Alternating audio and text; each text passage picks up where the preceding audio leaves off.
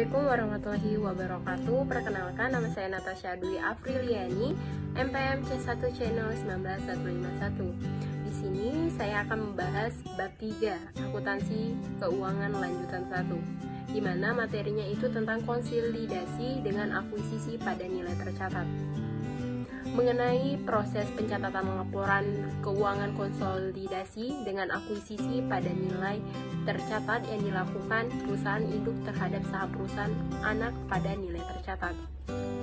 Karakteristik konsolidasian dengan akuisisi pada nilai tercatat ekuitas atau imbalan yang dialihkan berupa kas atau aset lain, di mana imbalan-imbalan yang dialihkan sama besarnya dengan nilai tercatat dari ekuitas, maka tidak ada diferensial atau selisih.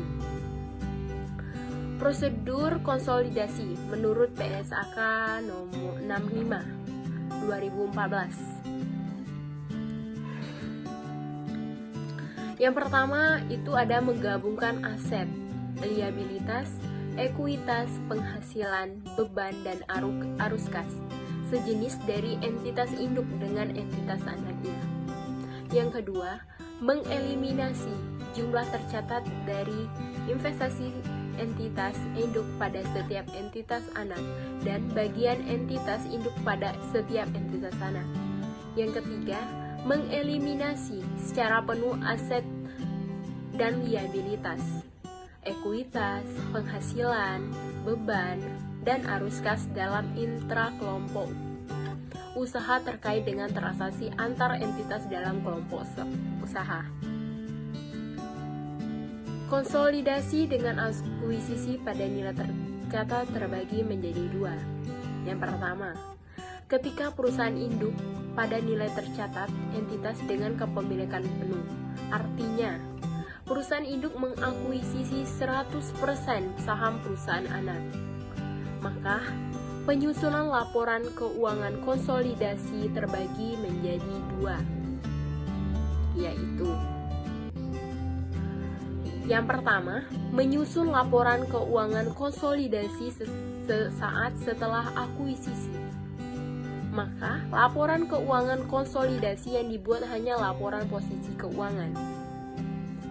Kemudian yang kedua, menyusun laporan keuangan konsolidasi setelah periode akuisisi. Maka akan ada yang pertama, laporan keuangan konsolidasi semakin banyak, seperti laba atau rugi, bersih konsolidasi, laporan perubahan modal atau konsolidasi, laporan posisi keuangan konsolidasi, laporan kas konsolidasi. Yang kedua, adanya penambahan akun seperti beban dan pendapatan.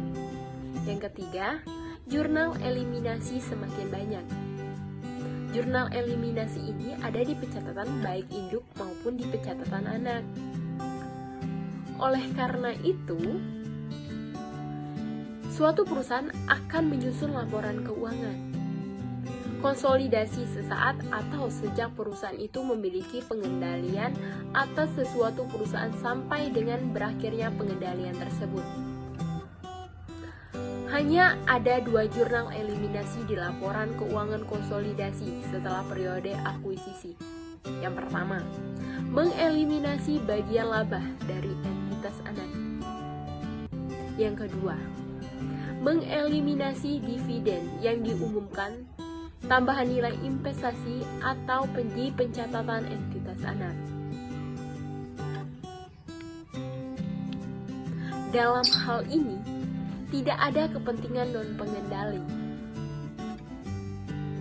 Kemudian yang kedua, itu ada ketika perusahaan induk mengakuisisi pada nilai tercatat entitas dengan kepemilikan sebagian. Maka, penyusunan laporan keuangan konsolidasi terbagi menjadi dua, yaitu yang pertama, menyusun laporan keuangan konsolidasi sesaat setelah akuisisi. Maka laporan keuangan konsolidasi yang dibuat hanya laporan posisi keuangan. Yang kedua, menyusun laporan keuangan konsolidasi setelah periode akuisisi. Dalam hal ini, maka akan dilaporkan adanya kepentingan non-pengendali.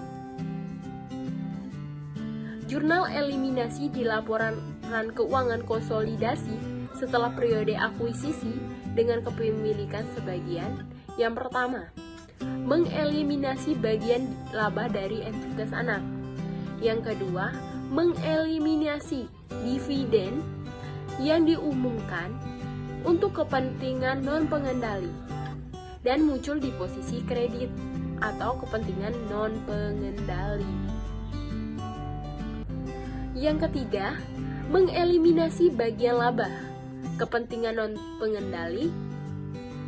Yang keempat, jurnal eliminasi bersifat basic, mengeliminasi modal saham entitas anak, saldo laba entitas anak, investasi pada entitas anak.